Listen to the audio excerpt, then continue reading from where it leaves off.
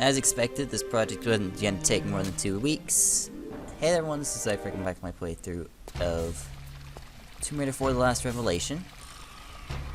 I believe I stopped here last time, yes. Alright, so we need to... This is the 3 and 5 equals 4 puzzle. It's our variant of it. And basically you have a 3-liter thing and a 5-liter thing, and it's your job to get this right. Now, this is the last we're gonna see of Lara Croft for a long time, so... To get 2, which I believe is the first one, is fairly simple. Fill in the 5. Combine it with the 3. And that leaves 2 in the remainder. So that was a pretty easy one. It's just to give you the idea of the puzzle and how it works. Then you go up to the scale, and we're going to do this about 2 more times. And then we'll get to the more interesting part about the end of the game, which is the boss. But first we do have to solve these puzzles. That should deal with them. Super grenades can pretty easily deal with bats. As you might expect, their little flimsy bodies don't do so well. As for the spikes thing, I've never really ever been damaged by them. So I'm not sure if they're really big of an issue. That should keep the bats away from us. We got a 4 this time. Okay, to make 4 is a little bit different. So what we can do to get 4... Let's see here. Let's empty this. Alright, so to get 4, we can use this, combine it with that, then we're going to empty... No. Then we're going to empty this. Then we're going to transfer the 2 into the small one. Then we're going to use the big one again. And then we're going to transfer the big to the small. And that leaves us with 4. That one can take a bit to figure out. No. Yes. Laura's gonna be saying no a lot in this episode. Both in these puzzles and when we get to the end, there's going to be a pedestal. There's gonna be 4 pedestals, and she's gonna say no on every single one of them because that's just how she rolls. That should do it. Nope. You know what? The super grenade. Yeah, super grenades are kind of notorious for just doing all the damage in the world. So even if you miss with super grenades, you're gonna kill a bunch of bats. And why am I using super grenades now? Well, you don't really need them later, so... I mean, you can waste them on bats if you want to. Now we need 1. Oh boy, how do we get 1? Alright, if I remember right here... We combine that into here, because we already had water in there. Then we use this on that, get 3 more, then you combine again, and now you have 1. Woo! Simple enough. No. Yes. And that's it for the water puzzles. We should be able to just be on our way now. And yes, these feathers are of varying weights and don't necessarily make sense, but it's okay. It can probably be justified because of how the scales work. Now let's save here because I have a knack for dying here for stupid reasons. Alright. Now, for the interesting part of the level, the final boss. To reach the final boss, all we have to do is go down this. Do not continue using the control trick. If you keep using the control trick here, Laura will refuse to grab onto the ledge, and then you're screwed, and Laura falls and she dies. So from here on, just don't use the control trick. And there is Set, of whom which we need to kill, and is our final boss. So here's the boss room. Because every good boss needs a good boss room. And they did a beautiful job on this one.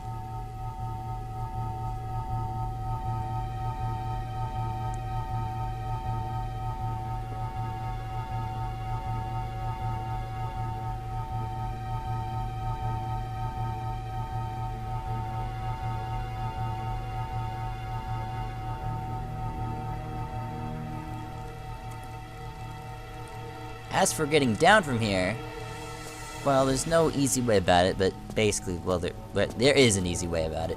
You just take a leap of faith. Now, of course, this would kill any normal person, but this is Lara Croft we're talking about. Bam. Alright. Reach the water there, and climb out here. Or, you know, move a little bit to the left and climb out there. It doesn't need to be perfect, I swear. And then we are ready to fight Set. Not yet, though. We need to set him up first. Remember, we got all this armor and these holy scriptures. So we go to each of these pedestals, we set one holy scripture on each. Like so. No. And of course the answer is actually yes, but Laura's gonna say no on each one. Probably just a bug. No. This game has a lot of those. Now we just need to put the armor on Set.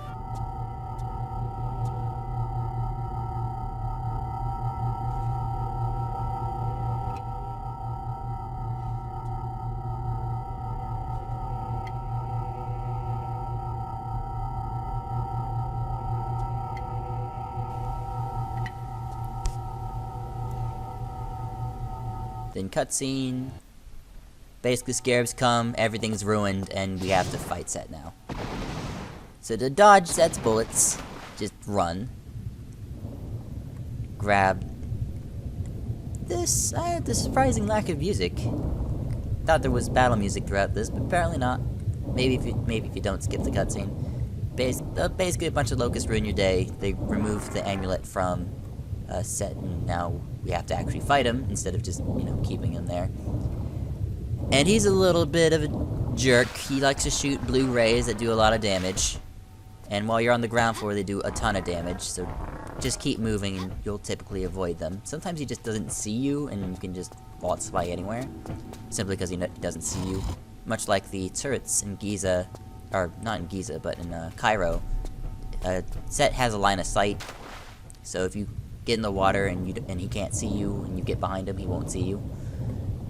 So that can make him easier to avoid, knowing that, and cause him not to shoot at you. But he will find you eventually. He does like turning in place. He does like moving around just randomly. So he's going to do what he's going to do. He hasn't actually shot at me yet, aside from the very first volley. Okay, there's a second volley. He spotted me. As I said, the key is just to keep moving, and those won't ever touch you. Those will do about half of your health if they all connect. It's not any good. And the gist of this is we're just trying to get on top and seal Set in here, since we can't kill him. We have to trap him. And how are we going to do that? Well, we need to close the door above him, and he won't be able to get out. Because reasons, and I mean, he may be powerful, but he can't destroy dirt, so this seems like a good idea. Out we go. Everyone has their own perks about how to do this boss. Well, mine is simply go to eat. It's a very simple boss. You just go to places, you flip some switches, you move fast. Sometimes you get hit. If you're trying not to get hit, you have to play this a lot differently. But I don't really mind if I get hit, in case you forgot that I had 50 med packs in reserve. So this boss is kind of easy. And simple timing will stop a lot of damage on your part, because it's all of his bullets have to connect in order for them to do damage. This can be a little bit of a hard jump to see, but otherwise really isn't. And we didn't have to draw our weapons for the entire level, except for, of course, to deal with the bats unnecessarily. And now it's a simple matter of just getting out of here. This place could be a little bit dark, but I don't think that's too bad. The way Laura steers when you crawl backwards is a little obnoxious, but I'm doing this just so... Apparently I did not remember just how far this passageway went, and here I am going backwards through it where we can't see what's ahead of us. Regardless, this is where we want to be. Alright, we're almost out of here. Now I'm going to save here. I know I've gone away without saving so far, but I'm going to save here. And we're going to finish this up. Because falling now is would just be a shame. All you have to do now is survive his barrage of bullets. A standing jump is not enough for that. Got random blue lines there. Anyhow, now that we know that this is a job for a running jump, we will do so. get as quickly as you can. Try to get close to the blue light, because once you're in the blue light, Set can't hurt you. He just can't. Now, if you get out here, it's possible for him to hurt you. So there's this little trick I learned where you can just, you know, waltz around like that. Then you can stay in the blue light, stay protected, and never get hit. The reason they won't let you take damage here is because the level could be impossible if you didn't have med packs. They can't make the level impossible, so they have to make sure you can't get hurt while you're in the most vulnerable position. Which is very nice, because they usually don't do that. Usually they throw enemies at you when you're in vulnerable positions. Like when they throw bats, and unnecessarily.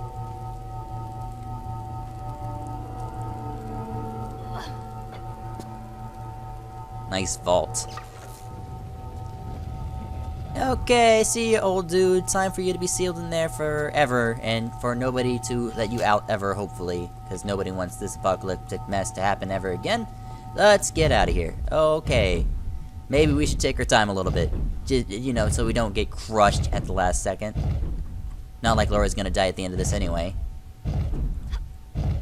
Alright, now for this place, just take it slow, and whenever you hear the rumbling, kind of step back to a previously known safe location, and you won't get crushed. Fairly straightforward, if I do say so myself. Oh geez, I was actually not prepared for that. I'm fairly sure the danger is evaded if I go like this. Oh, you can do the so you can do the slides, but you can also do the running jump grabs. I was blissfully unaware that those slopes were even there until I ran into that one. No traps. Okay, we got a trap somewhere. Yeah. Looks like we're going this way. And this is the end of the game. I'll try to keep this cutscene in if I can.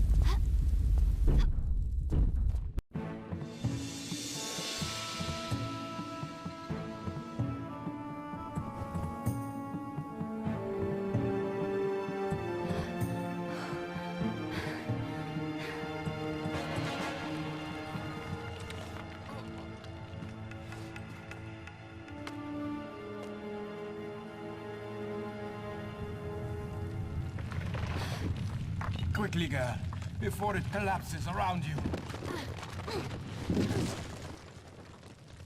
You back, Werner? No more Set? No time. Your hands, Lara. Give me your hands.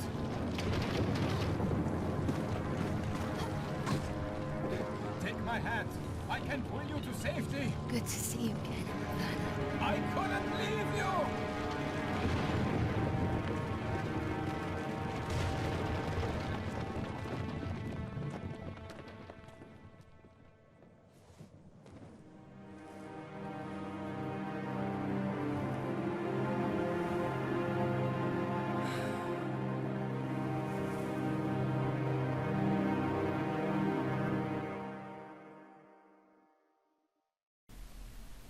Alright. After that's the credits. So, what have we learned? Werner is not such a bad guy after all? Alright.